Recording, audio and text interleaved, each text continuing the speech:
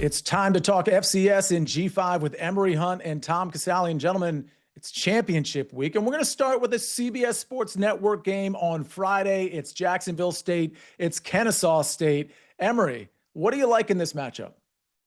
Points. I think we'll get a lot of points in this ball game. These two teams can really score. Kennesaw State's offense has been a godsend of the new head coach, Jerry Mack, and Jacksonville State has the number one rusher in all of college football, getting the football consistently. So I think we're in for a back and forth affair. So I like this to go over 58.5 points. Tom, this is a 1.5 point spread and a 58.5 point total. What do you like? Yeah, I'm with Emory on this one. These two teams just met a couple weeks ago, and it was 61 total points. If you look at Kennesaw's last three games, it was 61, 75, and 90 points.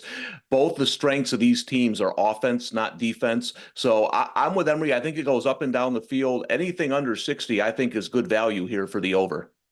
All right, let's go, Tom, to our favorite Mountain West Championship bet. Yeah, this is a tough one because I don't think Boise is great this year, but they own UNLV. I mean, they just own them. This year, I mean, they blasted them. UNLV could not stop them. And Boise's offense hasn't been great in every game this year, but I think this is a good matchup for them. I think the spread is right here. I wouldn't be surprised if this game went over as well, but I think Boise does enough and sneaks out with another Mountain West Conference championship and covers the 3.5 late. Emory, we got a 3.5 point spread, 57.5 point total. What do you like? I like the over for what Tom talked about. We just saw Boise need to eke one out against Utah State last week. Their defense does tend to give up some big plays, and that's music to the ears of UNLV with their quick strike running attack. So I like this one to go over as well. Both defenses are questionable at best, so give me the over. All right, let's go to a MAC championship bet where I don't think either of these defenses are questionable. I really like Western Michigan. I think I might be on the wrong side of you two on this one. It's a 2.5 point spread. Again, Miami, Ohio versus Western Michigan. Emory, what do you like? I like Miami of Ohio. They beat Western Michigan earlier in the season, and now that they don't have their starting quarterback, Daquan Finn, who decided to go and get ready for the NFL draft for whatever reason, I still like Miami of Ohio. I think they'll galvanize around each other, find a way to get it done. And to Tom's point, he always hammers home, their head football coach, Chuck Martin, is one of the best in the country, regardless of subdivision, regardless of conference. They'll get the job done once again. Tom, the only problem I have with Western Michigan is their inability to start fast. I love this defense and I love this running game and their ability to just grind you down over 4 quarters. Are you taking Western Michigan or are you also on Miami of Ohio? I went with Miami of Ohio. I think this is one of the tougher games to predict. In all honesty, I would have gone with either team as the underdog because I think it's going to be razor close, like a 17-16, 2017 kind of slugfest. But Emory hit on a couple key points there. I think Western Michigan, their offense to me, I think is going to struggle here. And Miami's been here. They've been in these games, and Chuck Martin knows how to get his team ready for these bigger games. So I'm going to lean here, Miami plus the points. All right, let's talk about a bet from another Group of 5 or FCS championship game. Emory, I'll start with you. North Texas Tulane, and I think this one has, because both teams are playing for a college football playoff spot, unfortunately with new head coaches, because their current head coaches have taken jobs elsewhere. So I can see this one being a bit, tight on both ends in terms of like playing it close to the vest. So I like the under more than anything. It's a shame because both teams should be celebrating the fact that they have a chance to go to the postseason, but both their head coaches got poached by Power 5 programs. Well, Tom, I feel like there's another team that should be celebrating their ability to get to the postseason, but I'm not sure it's going to come to fruition, and that's James Madison University, which hosts Troy, 21.5 point spread. First of all, I don't know if you have any thoughts on that. I guess, can they even make the college football playoff at this point? But also, do you like them to cover? Yeah, yes and yes. If Duke wins that ACC championship game, I think it's going to be very interesting on Selection Sunday.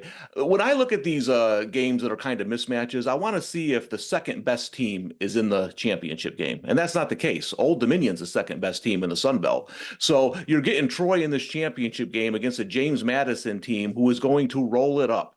They know the committee's watching. They don't need a close game in the championship. So I think they win big and cover the 21.5 points.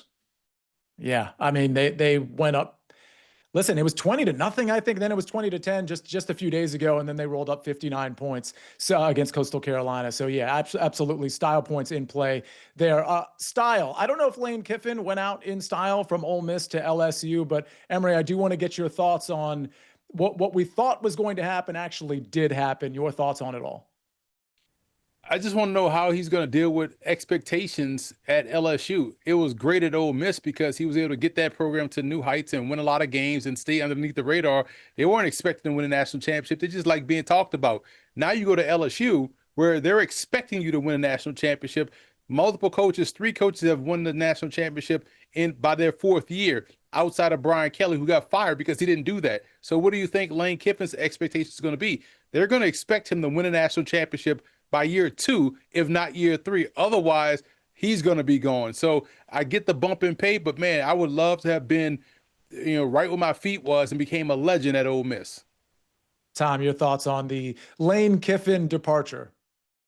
Yeah, listen, he left a pretty good situation at Ole Miss, right? And as Emory pointed out, there's more pressure. I think it's amazing that the guy who got fired at the airport by USC, teams are fighting over him now, right? It's but the expectations are going to be higher. I thought he was a good fit for Ole Miss. Sometimes, and I'm not saying listen, that's a lot of money, right? It's hard to pass that up. But Emory's right. Like, Ole Miss is happy being in the mix here and potentially competing for a national championship. LSU isn't happy about that. They want to win national championships. So it'll be interesting. But I think he's going into a situation with a lot more pressure.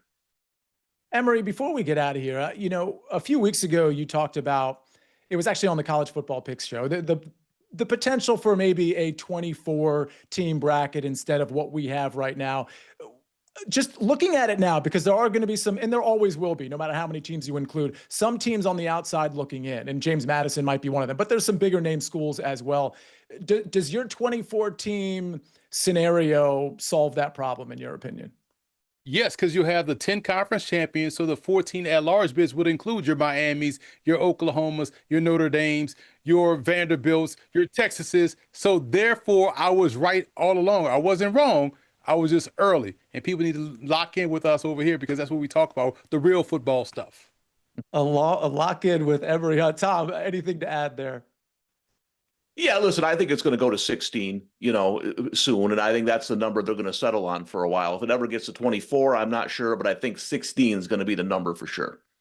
All right. Well, that is going to do it. And don't forget, Emory Hunt is the one who spearheaded going all the way up to 24. They're going to go to 16, and then they're going to be like, you know what? Emory was right. We're going to 24.